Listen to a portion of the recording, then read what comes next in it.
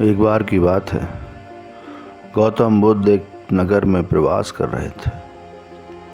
उनके कुछ शिष्य भी उनके साथ थे।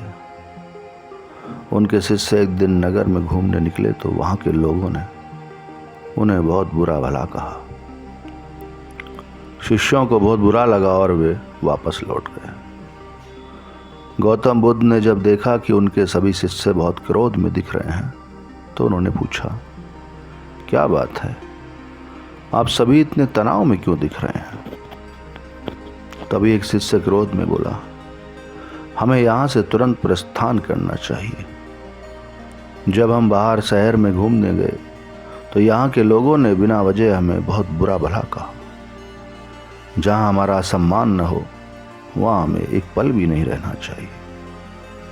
यहाँ के लोग सिर्फ दुर्व्यवहार के सिवा कुछ जानते ही नहीं। गौतम बुद्ध ने मुस्कुराते हुए कहा, क्या किसी और जगह पर तुम सद्व्यवहार की अपेक्षा रखते हो? दूसरा शिष्य बोला, इस नगर से तो भले लोग ही होंगे।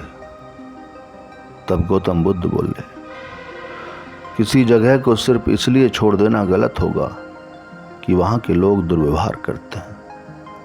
हम तो संत हैं, हमें तो कुछ ऐसा करना चाहिए कि जिस स्थान पर भी जाएं उस स्थान को तब तक न छोड़ें जब तक अपनी अच्छाइयों से वहाँ के लोगों को सुधार न दें।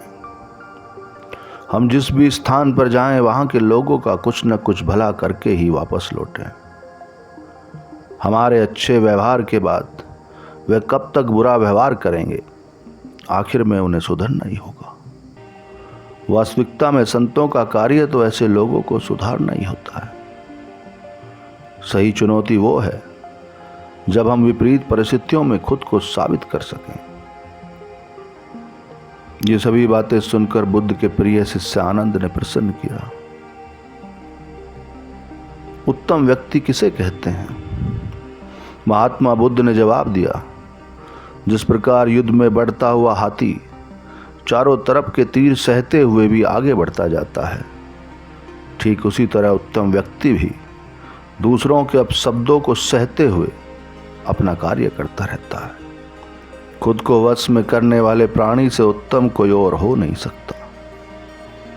गौतम बुद्ध की बात शिष्यों को अच्छी तरह से समझ में आ गई और उन्होंने वहां से जाने का इरादा त्याग दिया।